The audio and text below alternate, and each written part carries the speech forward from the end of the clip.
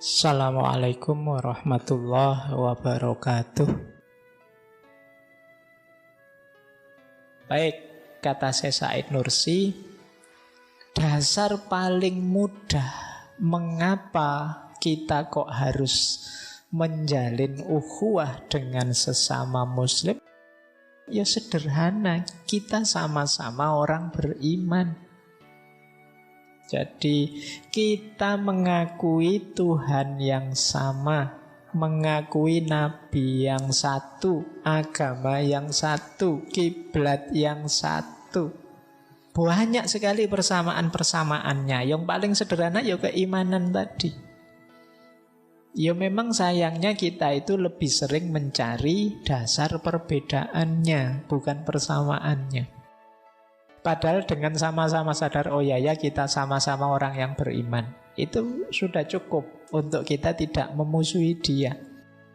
Kadang-kadang kita malah mencari bedanya, mencari hal-hal remeh untuk kita deklarasi sebagai alasan untuk memusuhi orang.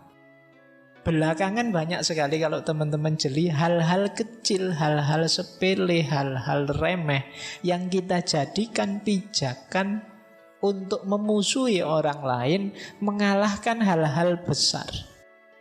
Ini rugi besar. Selain zalim, kita juga rugi besar. Kita banyak kehilangan teman, saudara, sahabat gara-gara itu tadi, kita membesar-besarkan hal-hal kecil untuk saudara kita. Kita sering mahal sekali kepada saudara kita, berat sekali untuk memaklumi dan memaafkan saudara kita. Nah, ini yang memberatkan kita menjalin ukhuwah. Jadi kita terlalu jual mahal pada saudara sendiri. Ini sering saya bilang ke teman-teman, hati-hati loh. Kalau nanti Allah tidak berkenan, Allah balik jual mahal padamu, berat hidupmu. Jadi kalau kamu jual mahal terus, susah sekali terbuka hatinya, susah sekali memaafkan, susah sekali memaklumi sedikit kecil-kecil kesalahan saudara-saudaramu. Kalau Allah balik jual mahal padamu, hidupmu akan berat. Kalau gitu, kamu yang kecil-kecil juga tak hitung ya. Bersitan-bersitan hatimu yang negatif tak hitung ya. Kalau Allah sedetail itu, kita sudah kiamat sejak lama hidup kita. Untungnya Allah itu penyayang. Jadi yuk kita tiru takholak bi ahlakillah. Kita tiru tuntunannya Allah untuk menyayangi yang lain, tidak terlalu jual mahal menyusahkan yang lain. Kamu harus minta maaf padaku loh ya. Minta maafnya dengan cara begini ya. Kalau begini saya belum mau. Kalau tidak begitu loh, itu namanya jual mahal, menyusahkan saudaramu.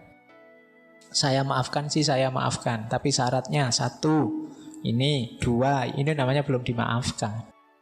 Kalau dimaafkan ya sudah. Tapi kalau masih ada harus ini, harus itu, sebenarnya belum memaafkan, sedang ingin balas dendam. Nah, yuk latihan yang longgar hatinya. Baik, ada dasar simpel keimanan.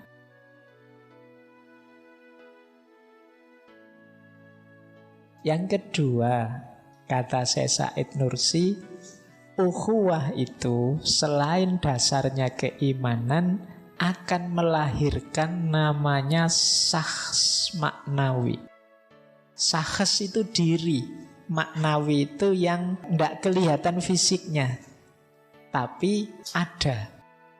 Jadi ada diri fisik, ada diri non-fisik yang sifatnya maknawi, yang itu jauh lebih kuat.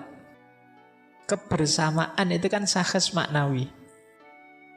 Jadi kebersamaan kita melahirkan sosok baru yang tentunya jauh lebih superpower daripada kalau kita sendirian. Nah, menarik kalau kalimatnya Syekh Said Nursi, kita itu seperti satu organ dari satu tubuh. Kita seperti gerigi dari roda pabrik yang sedang merancang kehidupan abadi di akhirat. Kita kalau bisa seperti dua tangan yang tidak pernah bersaing, tidak pula saling dengki atau membanggakan masing-masing. Ini kan sering diceritakan ya bagaimana tangan kita itu kompak. Kalau saya pakai arloji tangan kiri, itu yang kanan tidak protes. Coba tangan kanan protes itu, yo kok yo kiri padahal harusnya kan kanan. Nanti yang kiri yo sekali-sekali saya dikasih yang bagus-bagus lah, masa dibuat yang belakang-belakang terus misalnya. Yo dikasih arloji sekali-sekali ndak apa-apa lah misalnya. Loh itu teman yang sana pakai kanan kok ini. Tapi ndak, dia ikut saja. Itu kayak tangan kanan dan tangan kiri. Jadi orang yang saling dengki itu seperti tangan kanan dan tangan kiri yang ndak sinkron, ndak kompak. Oh itu berat hidupmu. Nah, kedua mata juga tidak saling menyalahkan. Lisan tidak pernah protes pada telinga. Kalbu juga tidak protes pada batinnya sendiri. Saling melengkapi, saling menutupi. Mulut kita kompak dengan hati kita, dengan diri kita. Sebenarnya tadi pikiranku jorok loh ya, tapi jangan cerita-cerita ya. Itu kan mulut kita manut. Ya wis, tenang saja aku tidak cerita. Coba mulut kita tidak kompak, terus begitu keluar ngomongnya, wah tadi pikirannya gambarnya saru-saru loh. Wah itu celaka kita. Jadi dia kompak, ikut apa yang ada dalam diri kita, batin kita. Loh harusnya begitu. Sakhes maknawi itu bareng-bareng kita mencapai tujuan bersama-sama. Kita seperti satu tubuh. Baik, lanjut. Nah, Syekh Said Nursi mengilustrasikan dua cerita. Yang pertama tentang lampu minyak, yang kedua tentang pembuat jarum. Jadi cerita yang pertama, misalnya kata Syekh Said Nursi, ada 5 orang yang menyalakan lampu minyak. Yang satu menyediakan minyak, yang satu mencari sumbu, yang satu mencari kacanya. Kemudian yang satu menyediakan koreknya. Loh itu kan cepet. Yuk kamu cari ini, cari itu, cari itu. Begitu datang lengkap sudah, ada lampu dinikmati bersama. Bayangkan kalau masing-masing mencari sendiri-sendiri, tidak jelas yang dicari apa. Masing-masing harus nyari kaca, nyari korek api, nyari sumbu sendiri-sendiri, lama. Tapi kalau bareng-bareng bisa cepat. Bahkan kata Syekh Said Nursi, seandainya masing-masing mereka punya cermin besar, lampu tersebut bisa masuk dalam cermin dan mencahayai semua orang. Maksudnya apa? Sakhes maknawi tadi, kebersamaan tadi bisa memberi manfaat jauh lebih banyak orang yang lain. Jadi kalau kita sendiri mungkin dapatnya lampu kecil, tapi bersama-sama ketemu lampu besar. Akhirnya apa? Manfaatnya juga untuk lebih banyak orang, tidak hanya 5 orang ini. Itu kalau dikontekskan dengan Islam, disitulah nanti rahasianya Islam itu bisa rahmatan lil alamin. Tidak mungkin lahir rahmatan lil alamin itu tanpa ukhuwah, kekompakan kita bareng-bareng. Kayak tadi, kayak satu tubuh tadi loh. Kalau yang satu berkhianat, mulutnya tidak bisa nutup rahasia, bubar. Sudah.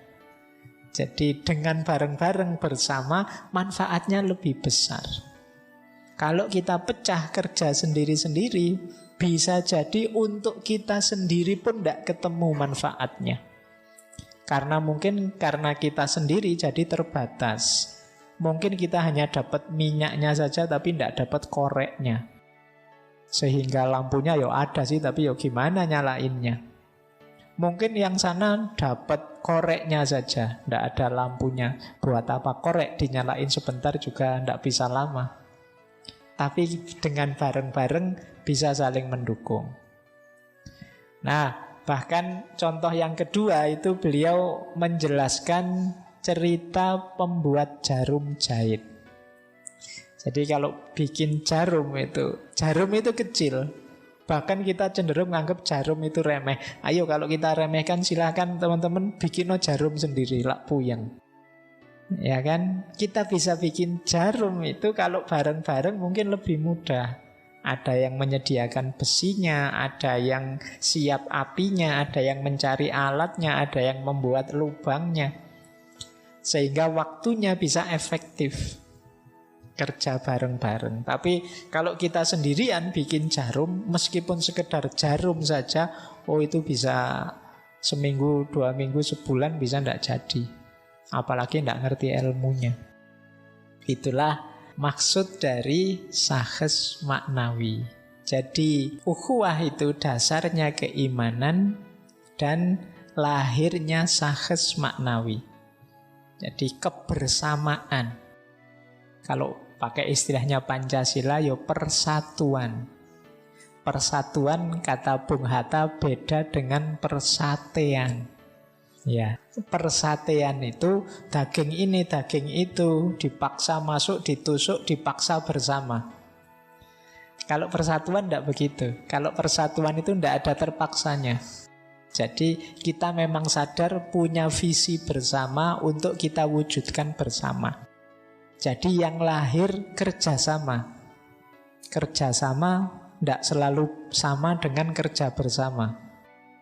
Ada yang kalau kerja bersama itu bisa saja ini kerja, ini kerja, ini kerja, tapi tidak nyambung. Jadi tidak saling berhubungan. Kalau kerjasama itu ada visi bareng-bareng. Yuk kita sekarang bikin jarum ya. Ini bagian ini bagian itu, ini bagian. Nah itu namanya kerjasama, lahirlah jarum. Tapi kadang-kadang ada cuma kerja bersama.